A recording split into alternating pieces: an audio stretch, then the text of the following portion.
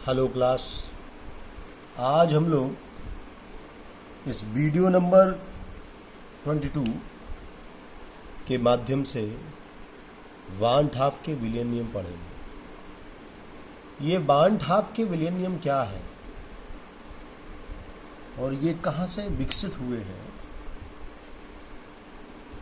इसको समझने के लिए हम लोगों ने 11th स्टैंडर्ड में गैसी नियम पढ़े हुए हैं। बायल का नियम, चार्ल्स का नियम। पहले हम लोगों ने ये बायल और चार्ल्स के नियम पढ़े हुए। बायल और चार्ल्स के नियम गैसों के लिए होते हैं, गैसीय अवस्था के लिए होते हैं। उन्हीं नियमों में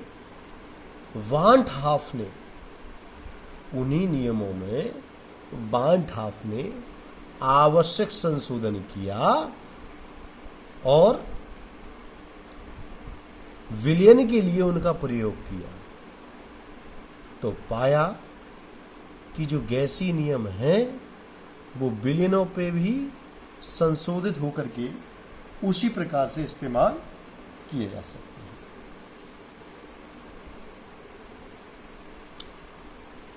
इसलिए वान हाफ ने बायल और चार्ल्स के नियमों में संशोधन किया और अपने विलियन नियम प्रस्तुत किए, जैसे बायल वान हाफ और चार्ल्स वान हाफ नियम के नाम से जाना।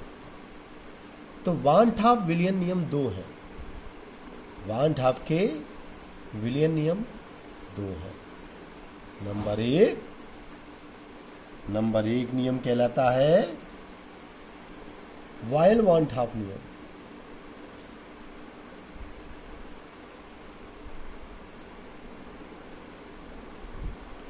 और नंबर दो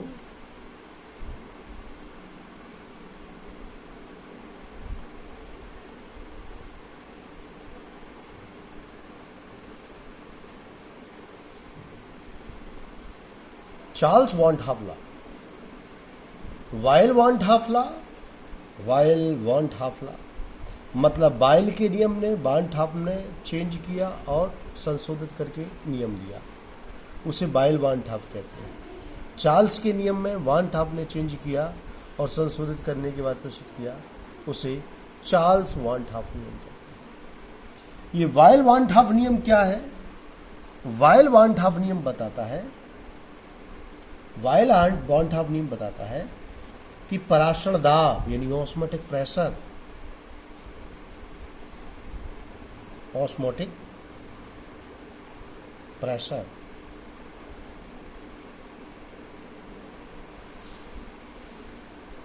osmotic pressure is proportional to molar concentration।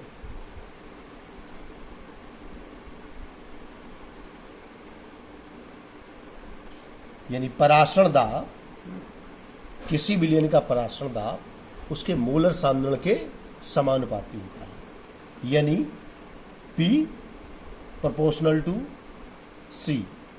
लेकिन ये कब? जब कांस्टेंट टेम्परेचर हो।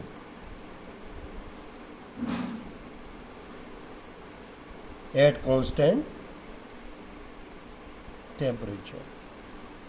कांस्टेंट टेम्परेचर पर किसी विलियन का पराशरण दाब उसके मोलर सांद्रण के समानुपाती। बायल वान हाफ नियम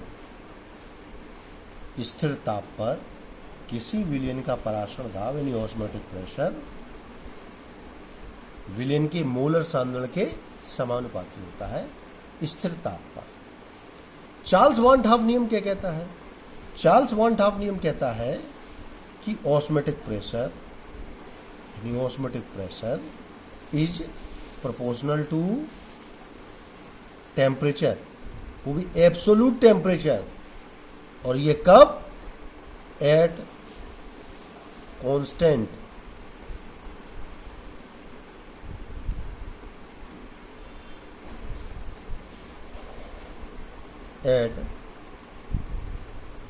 कांस्टेंट कंसंट्रेशन।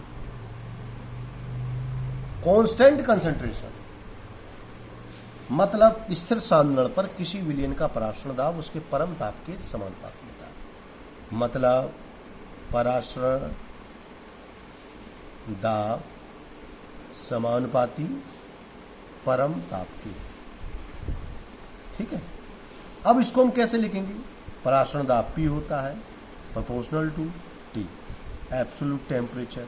ये कब है? स्थिर सांद्रण पर, स्थिर सांद्रण पर। और ये कब है? स्थिर ताप पर, स्थिर ताप।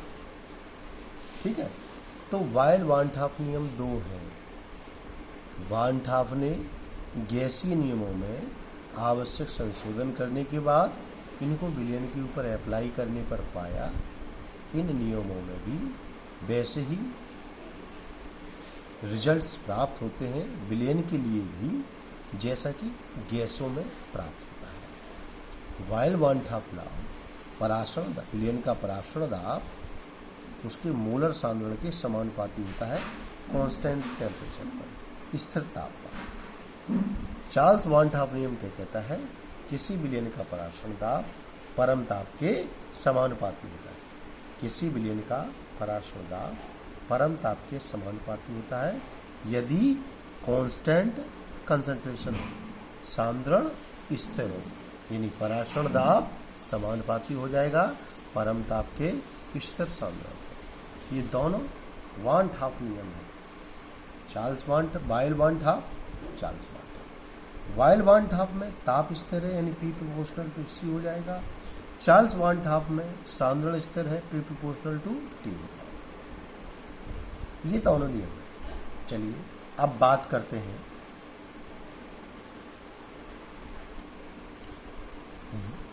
वाइल वान हाफ नियम व चार्ल्स वान हाफ नियम को पढ़ने के बाद अब हम देखते हैं वान हाफ का विलयन समीकरण। वान हाफ सॉल्यूशन इक्वेशन। वान हाफ सॉल्यूशन इक्वेशन, ये वान हाफ सॉल्यूशन इक्वेशन क्या है? चलिए हम लोग देखते हैं। वाइल वान हाफ नियम क्या कहता है?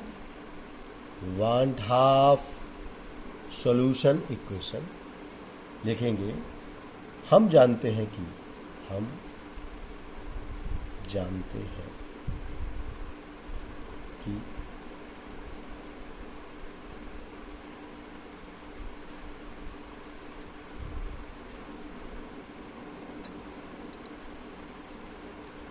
वाइल वान हाफ लॉ से हम लोग जानते हैं वाइल वान हाफ लॉ से क्या होता है? P proportional to C।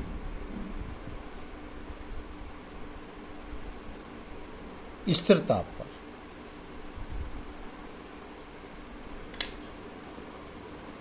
दूसरी बात,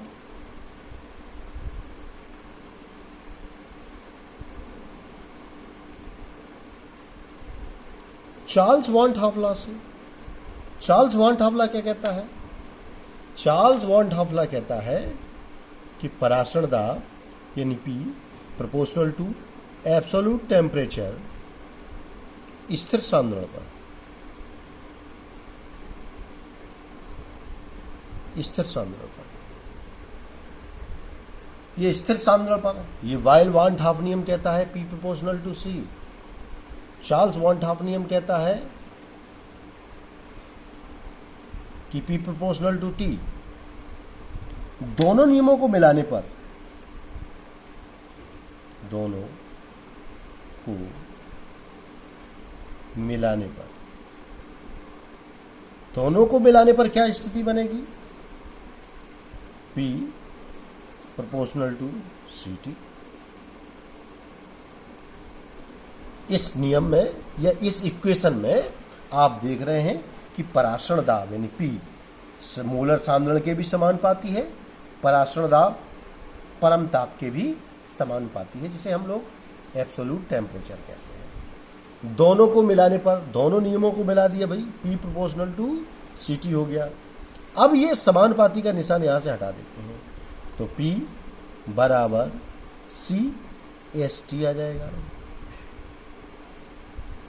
अब यहां एक नया टर्म आ गया S, कि S क्या है? S होता है सॉल्यूशन कांस्टेंट, जिसे हम लोग कहते हैं विलियन स्थिरांक।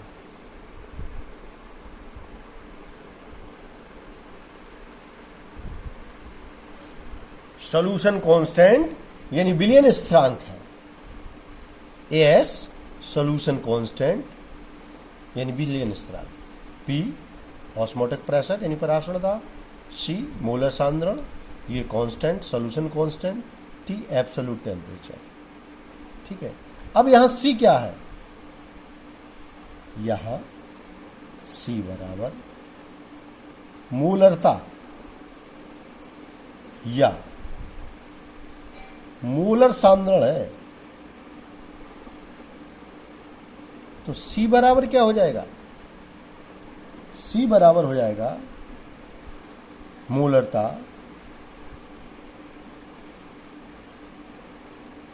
Small w upon m into B.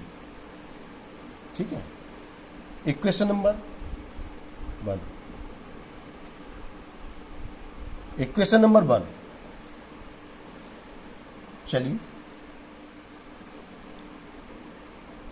यहां C मोलर सांद्रण है और C की value W upon M into भी आ गया। इस C को उठा करके इक्वेशन नंबर 1 में पुट कर देंगे।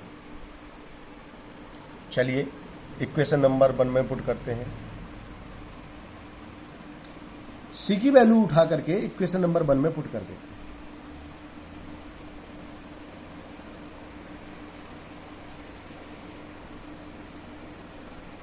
अब देखेंगे ये C की वैल्यू उठा करके यहां रख देते हैं, तब क्या हो जाएगा? P is equal to W upon M V S T. P बराबर W upon M V S T. अब ये भी है ना, इसको तिरछा गुणा करके P के साथ ले जाते हैं। P भी बराबर W upon M S T. ये W अपॉन एम क्या होता है? W upon M is equal to N. ये एन क्या है? ये एन है नंबर ऑफ मोल। ये एन क्या है? Number of mole. तो हम इस W अपॉन एम की जगह पे एन रख देंगे।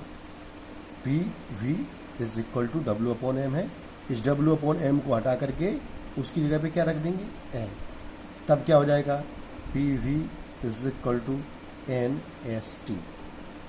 ये विलियन इक्वेशन है, सोल्यूशन इक्वेशन है, सोल्यूशन समीकरण, विलियन समीकरण बोलते हैं। अब यहां कुछ बातें और जान लेते हैं कि यहां कौन क्या चीज है? कि पराशरण दाब भी आयतन है और ये लीटर में रखा जाएगा। पराशरण दाब एटीएम में इस्तेमाल करेंगे, भी लीटर में इस्तेमाल करेंगे।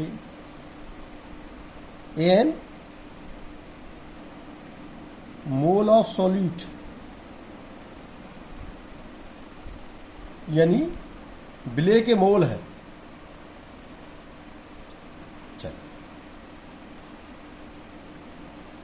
एस सॉल्यूशन कांस्टेंट है, विलियन स्थिरांक बोलते हैं, सॉल्यूशन कांस्टेंट।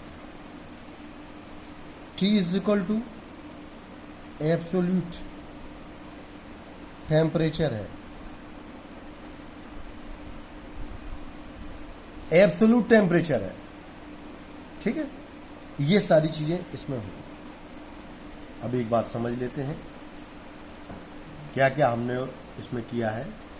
हम लोग जानते हैं वाइल वन हाफ नियम से P proportional to C, Charles van Hoff नियम से P प्रोपोर्शनल टू T स्थिर सांद्रता, ये चीज स्थिर ताप पर है, ये चीज स्थिर सांद्रता है। दोनों को मिलाने पर, दोनों को मिला देंगे तो P प्रोपोर्शनल टू क्या हो जाएगा, CT हो जाएगा। अब प्रोपोर्शनल का साइन हटाएंगे तो कोई स्थिरांक आ जाएगा, S वो स्थिरांक है, लिखा हुआ है S सॉल्यूशन कांस्टेंट है। P बराबर SCT हो या CST हो, एक ही बात है। यहाँ C बराबर मोलरता है या मोलर सांद्रता है, C बराबर W/m और V होता है, W/m/V। ये कैसे हो जाता भाई, ये समझ लीजिए, मोलरता है। मोलरता को C से शो कर सकते हैं, एक्चुअली में C से किसी को भी शो कर सकते हैं, नॉर्मलता को भी, सांद्रता को भी, मोलरता को, मोललता को, किसी भी सांद्रता को C तो कह ही सकते हैं कम से कम। अब वो बात अलग है, स्पेसिफिक वो क्या है, मोलरता है या नॉर्मलता है, क्या है। यह C का मतलब मोलरता है। अब C का C इज इक्वल टू जो है उसको इक्वेशन नंबर 1 में पुट कर देते हैं, C की जगह पे रख देंगे, इसके बाद इसको डेवलप कर देंगे। W/m बराबर n नंबर ऑफ मोल, विलेय के मोल, W/m की जगह पे n रख देंगे, इक्वेशन आ जाएगी Pv बराबर NST। यहाँ P परासरण दाब है, P आयतन लीटर में है, N नंबर ऑफ मोल है, S सॉल्यूशन कांस्टेंट है और T एब्सोल्यूट टेम्परेचर। चलिए अगले वीडियो लेक्चर में मिलते हैं।